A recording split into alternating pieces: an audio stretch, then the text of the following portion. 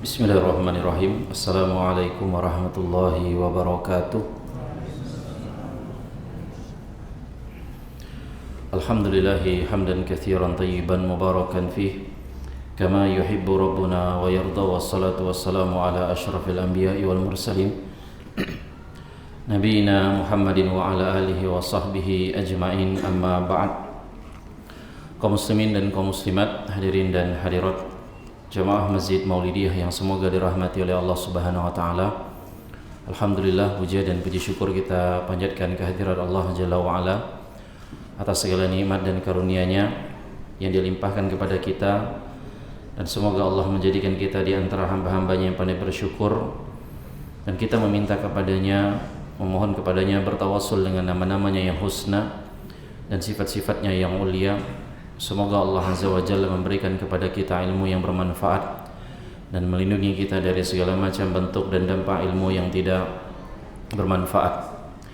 Hadirin dan hadirat sekalian rahimakumullah, insyaallah taala pada pertemuan kali ini kita melanjutkan kembali dalam pembahasan kitab Adab dan Akhlak Penuntut Ilmu. Dan ini mungkin satu dari dua pertemuan terakhir dalam pembahasan kitab ini, yang mana setelahnya insyaallah atau kita akan bagi menjadi dua pertemuan biiznillah. Bab yang terakhir, bab ke-12, ada 8 poin. Maka semoga Allah mudahkan 4 poin pertama kita bahas di pertemuan ini, dan 4 poin setelahnya di pertemuan selanjutnya, dan menyelesaikan dari pembahasan kitab ini.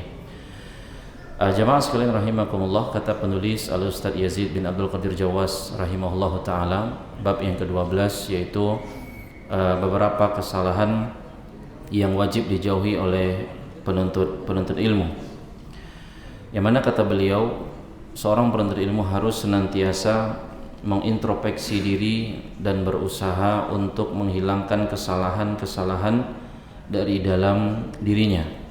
Di antaranya adalah yang pertama, kata beliau, hasad, dengki atau iri. Artinya membenci datangnya nikmat Allah kepada orang lain. Jadi hasad tidak mesti mengharapkan hilangnya nikmat Allah dari orang lain. Bahkan ia adalah semata-mata ketidaksenangan seorang terhadap nikmat yang Allah berikan kepada selainnya. Maka ini juga adalah hasad, kata beliau. Baik dia mengharapkan hilangnya nikmat itu atau tetap ada, tetapi dia membenci hal tersebut atau nikmat tersebut. Nah, pengertian ini sebagaimana disampaikan yang ditetapkan oleh Syekhul Islam Ibnu Taimiyah rahimahullahu taala. Beliau berkata bahwa hasad adalah kebencian seorang terhadap nikmat yang Allah berikan kepada orang lain. Dan ini merupakan salah satu bahaya yang menimpa seorang penuntut ilmu yang dapat menghilangkan keberkahan ilmu. Apabila hal ini menimpa seorang penuntut ilmu, maka akan rusak akhiratnya. Semakin dalam dia tenggelam, semakin besar pula bahaya yang akan menimpanya. Dengki akan mengurangi pahala seorang dalam mencari ilmu, memperlemah hafalannya, dan mengurangi konsentrasinya. Jadi di sini Al-Ustadz Yazid rahimahullahu taala menjelaskan dengan menukilkan pernyataan Syekhul Islam Ibnu Taimiyah rahimahullahu taala bahwa hasad itu adalah bukan hanya sekedar benci atau tidak suka terhadap nikmat yang Allah berikan kepada orang lain. Tahap yang masuk ke dalam kategori hasad juga adalah ketika tidak suka melihat orang lain senang atau dapat nikmat. Ini juga hasad.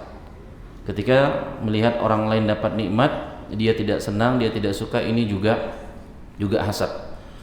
Maka apabila kita punya teman, sama-sama belajar, sama-sama menghafal, terus teman kita lebih cepat paham, terus hati kita terganggu, hati-hati, ini bisa terjangkit yang namanya hasad. Atau melihat orang lain lebih dekat sama ustadz, lebih kenal sama seorang ustadz, atau dia mungkin lebih dikenal di kalangan banyak orang, hatinya mulai tidak nyaman, hati-hati, ini bisa terjangkit dari yang namanya hasad. Mungkin lisannya diam, lisannya tidak mengucapkan ini, tidak mengucapkan itu, tapi ketika muncul rasa tersebut, sekali lagi ini adalah masuk ke dalam kategori hasad.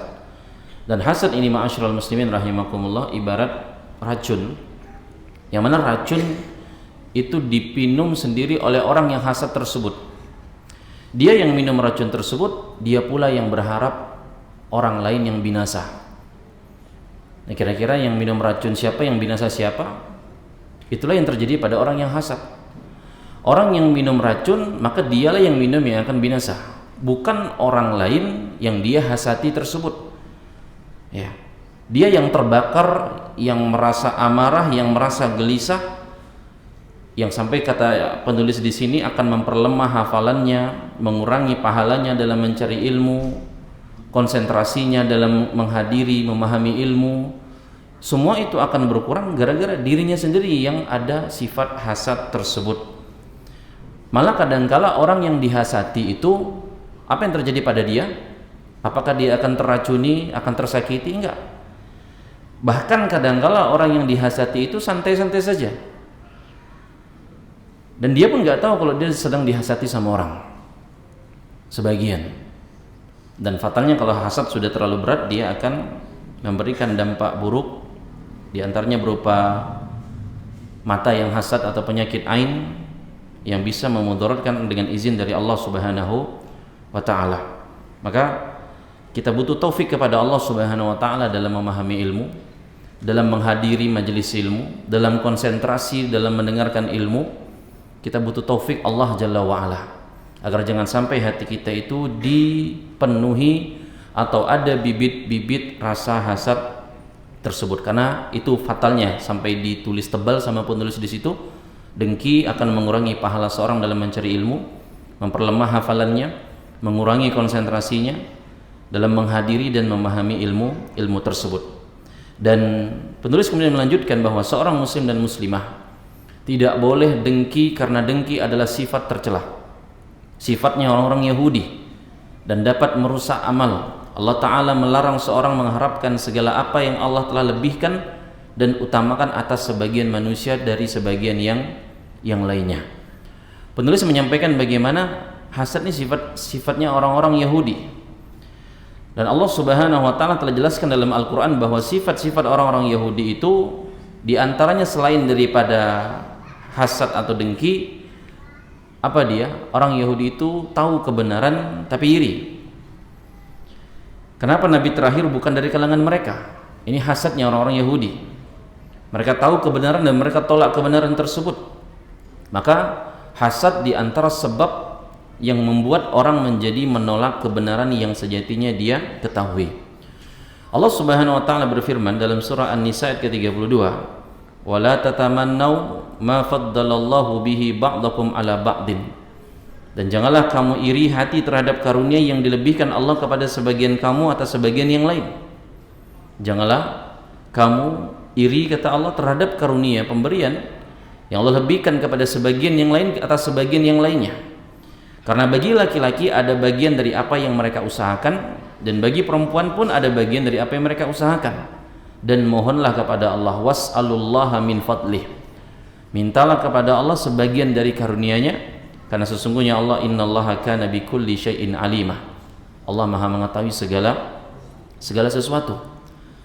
Al-Imam As-Sa'di rahimahullahu taala dalam tafsirnya ketika menjelaskan ayat ini, beliau mengatakan bahwa ayat ini An-Nisa 32 itu bukan hanya sekedar ayat larangan untuk kita itu iri, tapi ayat ini An-Nisa 32 mendidik kita untuk berpikir.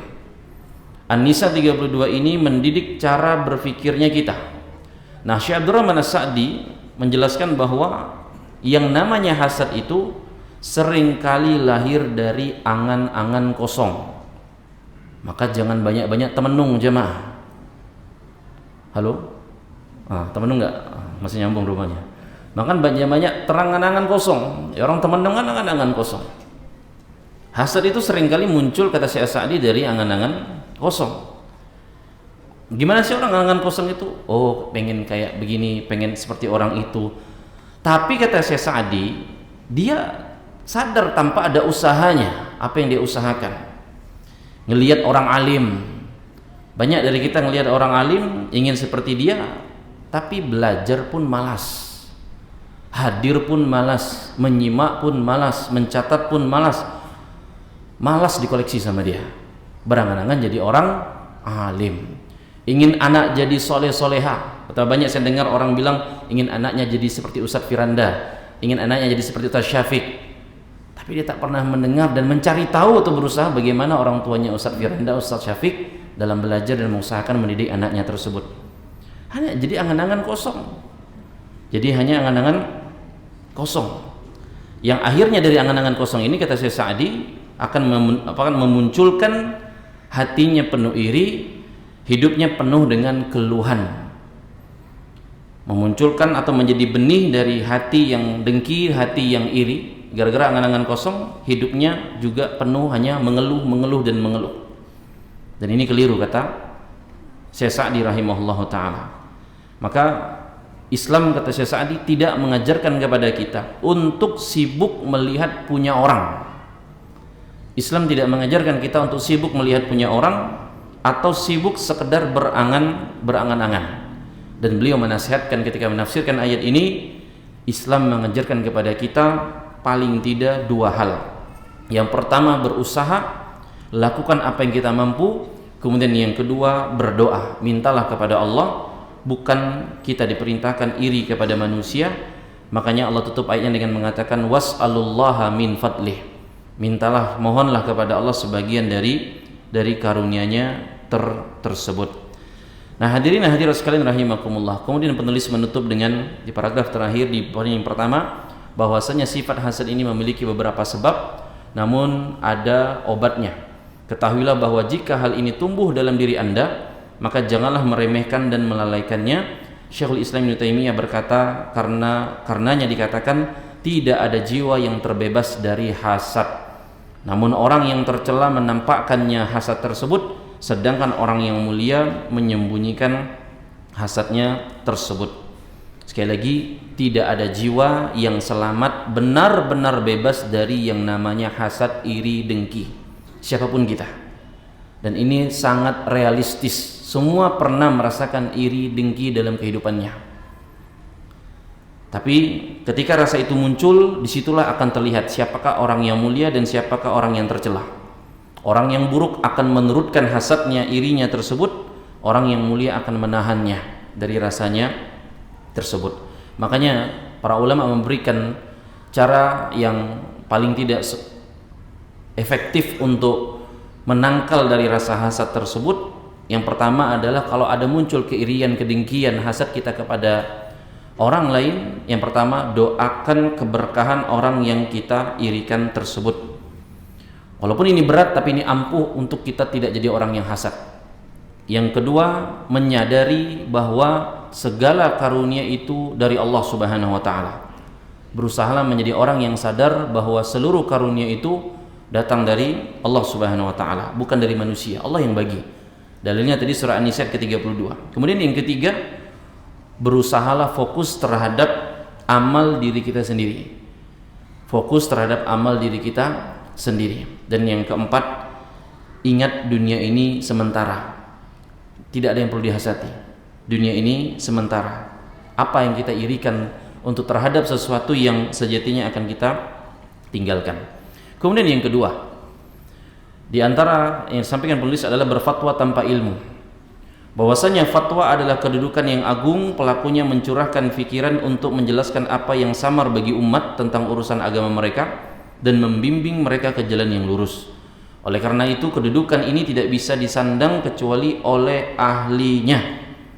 Fatwa itu, ingat, permasalahan yang besar, permasalahan yang agung. Jadi fatwa itu bukan sekedar jawab perkara agama, tapi ada konsekuensinya.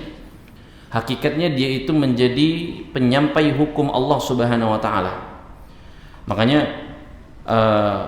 Imam Ibnul Qayyim itu punya kitab namanya I'lamul Muwaqqi'in. I'lamul Muwaqqi'in yang menjelaskan, menyampaikan tentang para ulama dalam mereka menjawab atau berfatwa atau biografi mereka. Dan para mufti atau orang yang memberikan fatwa itu ibarat muwaqqi', itu adalah tanda tangan. dia bertanda tangan atas nama Allah bahwasanya ini halal, ini haram. Makanya fatwa nggak main-main. Ya, ini hukum Allah. Berat, sangat berat. Ya. Dan tidak bisa disandang kecuali memang ahlinya. Nggak bisa dengan sedikit belajar, sedikit baca postingan, nonton 1-2 video dan seterusnya. Butuh waktu, butuh guru, butuh bimbingan, butuh kedalaman dalam berfatwa tersebut. Bukan dengan pernah dengar katanya dan seterusnya. Karena di paragraf yang kedua kata penulis, di antara kejahatan yang terbesar adalah seorang mengatakan tentang sesuatu bahwa ini halal padahal dia tidak mengetahui hukum Allah tentang hal itu, atau berkata tentang sesuatu bahwa ini haram padahal dia tidak mengetahui hukum Allah tentang hal tersebut. Allah berfirman dalam surah An-Nahl ayat 116, "Wala taqulu lima tasifu alsinatukum al-kadhiba hadza halalun wa hadza haramun." Dan janganlah kamu mengatakan terhadap apa yang disebut-sebut oleh lidah secara dusta, ini halal dan ini haram, untuk mengatakan kebohongan terhadap Allah Subhanahu wa taala. Innal ladzina yaftaruna 'alallahi al-kadhiba la yuflihun. Karena sesungguhnya orang-orang yang mengada-ngadakan kebohongan atas nama Allah tidak akan pernah beruntung. Jadi ayat ini bukan sekedar larangan dusta, larangan asal njeplak, asal ngomong. Kata para ulama tafsir An-Nahl 116 ini menjelaskan kepada kita bagaimana menghalalkan dan mengharamkan tanpa ilmu itu hakikatnya berdusta atas nama Allah, bohong atas nama Allah Subhanahu wa taala. Jadi bukan salah bicara saja. Kalau seorang menteri saja salah bicara bilang habis masak kompornya dimatikan, bisa heboh seluruh Indonesia. Bapak dengar gak itu, Pak? Dengar kan ya? Bisa heboh seluruh Indonesia. Habis masak kompornya dimatikan. Di mana-mana akhirnya orang buat konten, buat candaan, buat ejekan segala macam. Ya semua kita bisa masak kompornya memang dimatikan. Begitu kan. Itu kan salah bicara. Ya enggak sih? Salah bicara enggak tuh? Ya itu kita anggaplah salah bicara. Orang salah bicara saja bisa fatal urusannya, buat heboh, buat gaduh dan seterusnya. Apalagi orang berdusta atas nama Allah, mengadakan kebohongan atas nama Allah Subhanahu wa taala. Ini sangat berbahaya sekali. Dosanya besar di sisi Allah dan Allah tegaskan la yuflihun. Mereka tidak akan pernah beruntung dan Allah akan hinakan mereka cepat ataupun lambat bagi orang-orang yang menghinakan atau berdusta atas nama Allah Subhanahu wa taala.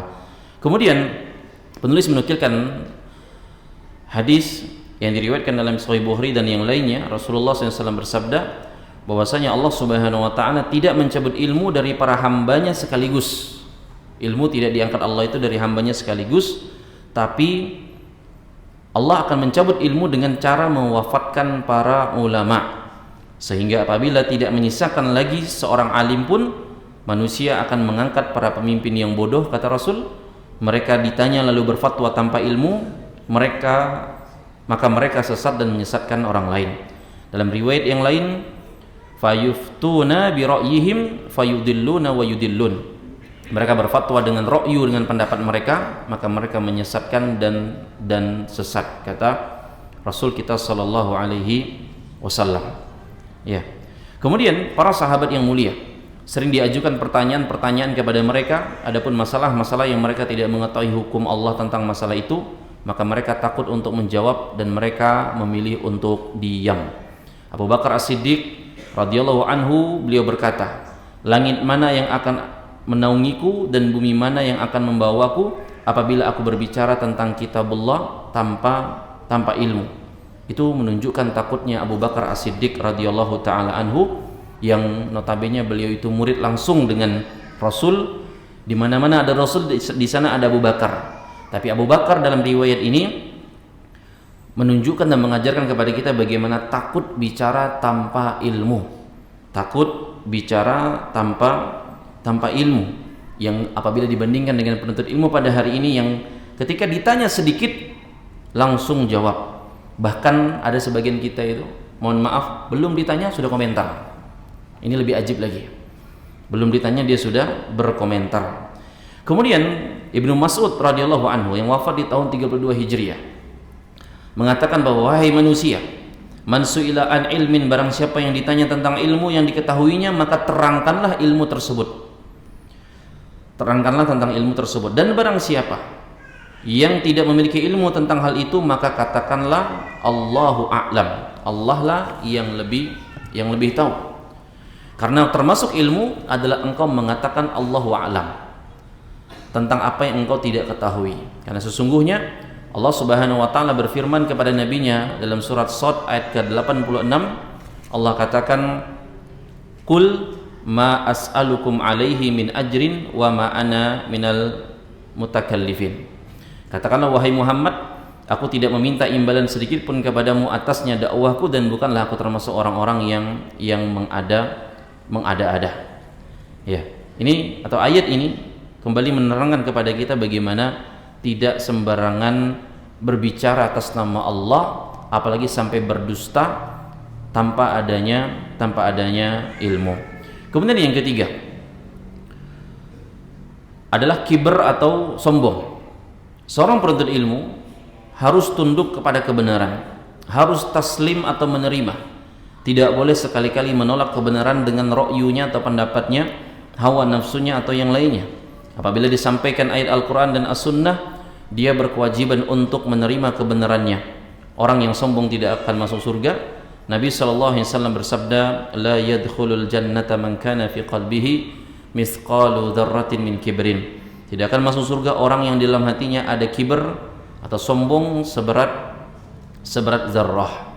Maka kaidah atau bagian yang ketiga ini menjadi kaidah besar terhadap para penuntut ilmu, bahwa menuntut ilmu itu tujuannya bukan hanya sekadar untuk tahu, tapi ada tujuan besarnya adalah taslim, yakni ketundukan.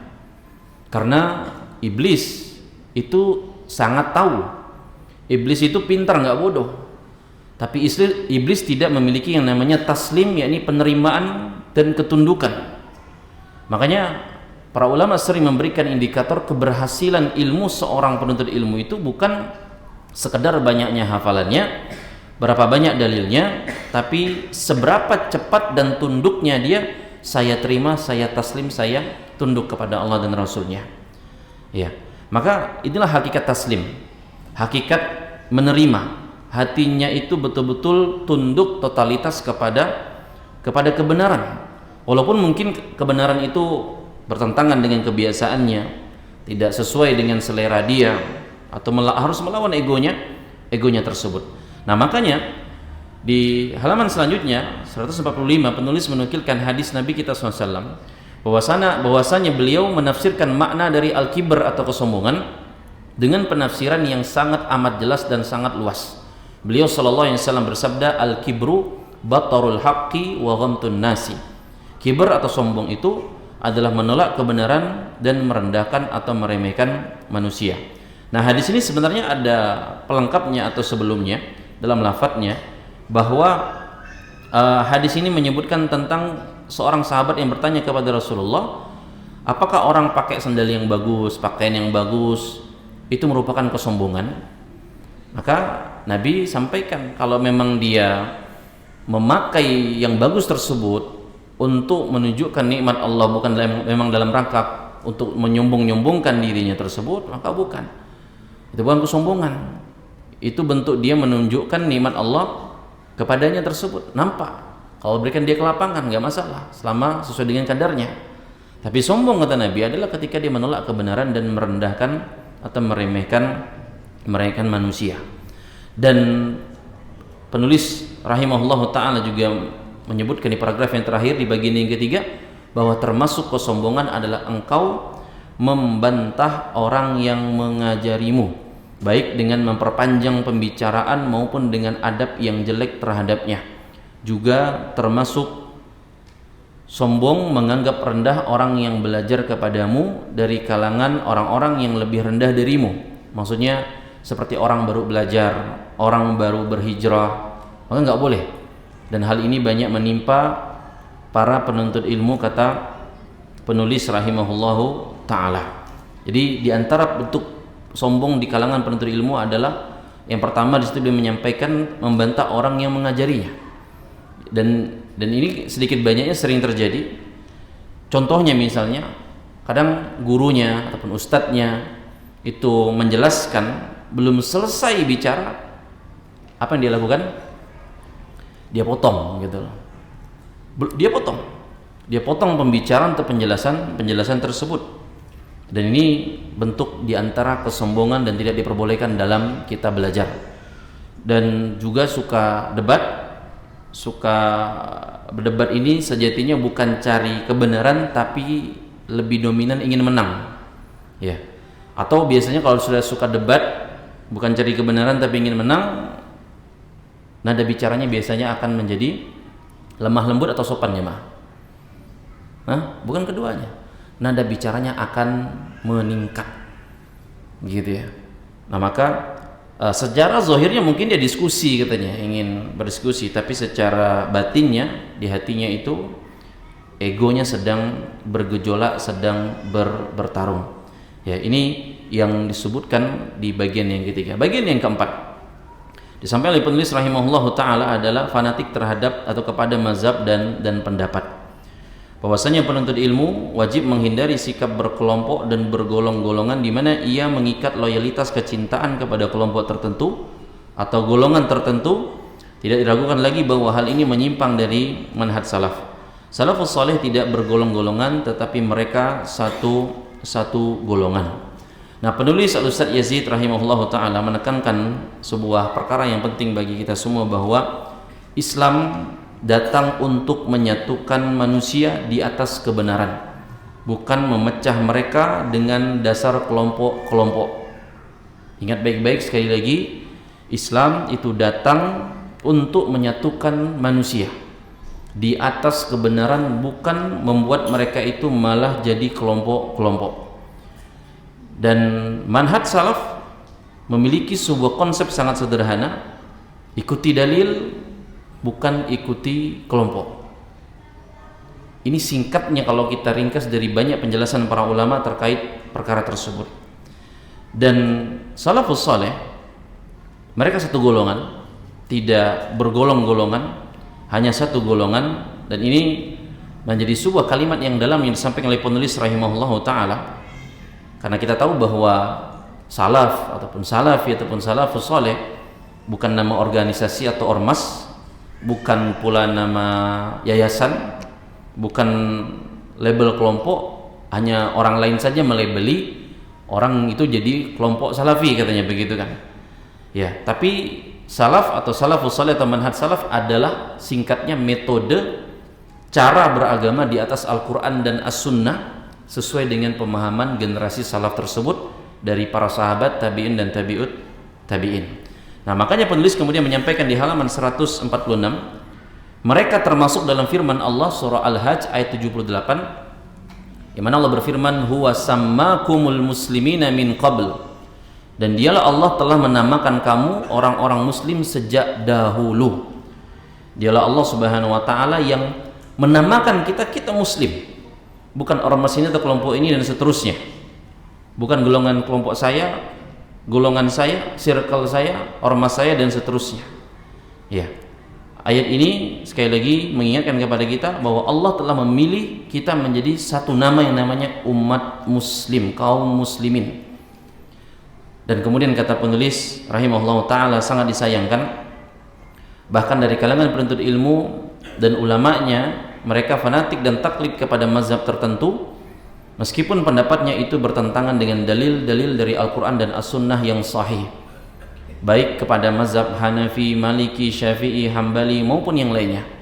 Padahal para imam mazhab, beliau tulis dengan huruf tebal di situ, padahal para imam mazhab tersebut melarang kaum muslimin taklid kepada mereka, dan mereka sepakat untuk mengatakan bahwa apabila ada hadis yang sahih, maka itulah mazhab atau pendapat mereka tadi. Dan Syekh Al-Albani rahimahullahu taala yang wafat di tahun 1420 Hijriah berkata, mereka para imam mazhab mewajibkan para pengikutnya untuk meninggalkan pendapat-pendapat mereka jika bertentangan dengan hadis Nabi sallallahu alaihi wasallam. Bahkan Imam Asy-Syafi'i rahimahullah yang wafat di tahun 204 Hijriah menyuruh para muridnya untuk menisbatkan kepada beliau setiap hadis yang sahih, sekalipun beliau tidak berpendapat dengannya atau bahkan berpendapat atau pendapatnya bertentangan dengan hadis hadis tersebut. Dan Imam Asy-Syafi'i rahimahullahu taala berkata bahwa setiap orang pasti terlewat dan luput darinya dari salah satu sunnah Rasulullah sallallahu alaihi wasallam. Apapun pendapat yang aku katakan atau prinsip yang aku tetapkan, katakan kemudian ada hadis-hadis dari Rasulullah sallallahu alaihi wasallam yang ternyata bertentangan dengan pendapatku, kata beliau, maka apa yang disabdakan oleh Rasulullah sallallahu alaihi wasallam itulah yang diambil dan itulah yang menjadi pendapatku. Nah, jamaah sekalian rahimakumullah, ini sebuah realita, sebuah fakta di lapangan, yang mana sebagian saudara-saudari kita mungkin dengan mereka mati-matian dalam membela mazhabnya atau membela ustadznya tanpa boleh dikritik. Ya, mereka membela pendapatnya walaupun sudah ada dalilnya. Padahal seharusnya yang agama ini tuntunkan sesuai dengan manhajnya generasinya, para generasi terbaik, yang dibela itu adalah kebenarannya, bukan tokohnya ataupun yang semisalnya. Ini yang agama ini ajarkan dan agama ini tuntunkan. Ya. Karena agama ini bukan supporter Real Madrid ataupun Barcelona aja, mah. Iya. Orang kalau tahu supporternya Real Madrid sama Barcelona itu ya mati-matian. Klubnya salah, melanggar handsball di kotak penalti, dibela nggak sama dia? Dibela. Bodoh amat dia mau sama VAR, katanya begitu ya. Ya, wasitnya benar pun tetap bakal disalahkan. Itulah kalau dunia persepak bolaan. Makanya kalau sudah yang namanya fanatik, apa yang akan terjadi? Tadi kan saya ambilkan analogi contoh kalau supporternya sepak bola, dan saya mohon maaf kalau di sini ada fansnya Barcelona ataupun fansnya Real Madrid. Bukan mau nyinggung, cuman ya begitulah faktanya. Bahwa saya bukan fans dua-duanya ya. Jangan sampai keliru atau berpandang aneh-aneh. Neymar yang sudah fanatik, kalau salah tetap dibela, begitu. Itu kalau sudah fanatik. Yang benar bisa dianggap salah, yang salah dianggap benar. Nah, terus bagaimana kita menyikapi terhadap para a'immah mazhab, bahwa kita tahu pada imam-imam besar seperti Imam Abu Hanifah, Imam Malik, Imam Syafi'i, Imam Ahmad, dan disebutkan telah penulis bahwa penulis menyebutkan mereka rahimahumullahu ta'ala melarang fanatik terhadap diri mereka tersebut. Ini prinsip yang luar biasa, yang pegang baik-baik bahwasanya jika ada hadis sahih maka itulah mazhabku. Ini luar biasa, karena mereka tidak ingin diikuti fanatik buta seperti itu, tapi mereka mengajarkan dan mendidik kita untuk mengarahkan patuh dan taat kepada Nabiullah sallallahu alaihi wasallam. Ya, ini yang harusnya kita pegang. Dan mereka telah mendidik bagaimana tentang puncaknya ketawaduan dalam ilmu, dalam amal. Ya, coba bandingkan dengan kita yang pada hari ini kadang sudah jelas dalilnya, kadang masih suka cari pembenaran dan pembelaan. Sudah tahu sunnahnya masih bilang atau suka, ya tapi ini kebiasaan kita dan seterusnya. Makanya di sini ketika kita lihat dengan poin-poin sebelumnya dalam bab ini, bahwa akar masalah ketika seorang itu fanatik ada kesombongan yang terselubung. Kalau kita jujur, kenapa seorang kadang kala fanatik? Karena dia tidak mau keluar dari zonanya tersebut, karena tidak mau kalahnya, karena kadang sudah terlanjur dengan identitas yang dia pegang dan seterusnya. Dan ini akan terkoneksikan, akan terkorelasikan dengan bab atau poin yang sebelumnya tadi. Ya, maka sekali lagi ambillah yang wajib, kata penulis di paragraf terakhir, yang wajib bagi seorang muslim dan penuntut ilmu khususnya adalah mengambil perkataan dari orang yang ucapannya sesuai dengan Alkitab dan As-Sunnah serta ucapan para sahabat Rasulullah sallallahu alaihi wasallam. Ini kaidah luar biasa. Kita tetap hormati para ulama kita ambil ilmu mereka, tapi ingat kita tidak boleh fanatik, karena yang maksum hanyalah Nabi kita, Rasul kita Muhammad sallallahu alaihi wasallam. Itulah yang terjamin, yang dimaksumkan dan terjaga oleh Allah Subhanahu wa taala. Dan ma'asyiral muslimin rahimakumullah, ketika para ulama yang telah juga berjuang dalam menyebarkan Islam dan mendakwakan Islam, para a'immah, para ulama-ulama mazhab yang kita sebutkan tadi, bahwa ibarat mereka kalau kita itu seperti naik kendaraan. Ibarat kita itu seperti naik kendaraan. Dan naik kendaraan untuk sampai ke sebuah tempat merupakan suatu yang penting. Kendaraan itu penting untuk orang sampai kepada tujuannya. Tapi ingat, tujuan kita bukan sekadar kendaraan itu saja. Ya, mazhab itu ibarat seperti kendaraan menuju kepada kebenaran. Menuju kepada kebenaran. Sebagaimana di awal tadi kita sampaikan dalam poin yang keempat ini, bahwa agama ini mengajak manusia itu bersatu di atas kebenaran. Dan mazhab itu ibarat kendaraan yang mengarahkan, menunjukkan kepada kebenaran. Dan kalau ternyata ada jalan yang lebih lurus, maka para a'immah pun memerintahkan kita untuk ambillah jalan yang lurus tersebut. Bukan kita disuruh masuk gang sempit, keluar gang sempit, belok sana belok sini, muter-muter, cuman perkara mau ke bundaran Kota Baru misalnya, dari Simpang dan Sentaro. Bukan demikian. Tapi ambillah jalan yang lurus, yang terang benderang tersebut. Bukan Anda ambil slogan yang penting saya pakai kendaraan ini sampai kepada titik akhir tersebut. Ya, ini yang seharusnya dipegang dan juga dipahami sebagai para penuntut ilmu. Bukan berarti, sekali lagi di sini bukan meremehkan atau merendahkan para a'immah mazhab dan merendahkan para ulama. Justru sebaliknya, kita sangat menghormati mereka dengan usaha dan perjuangan mereka tersebut. Tapi ingat, agama kita mendidik dengan petunjuk yang jelas bahwa kita tidak diperkenankan mengkultuskan mereka tadi.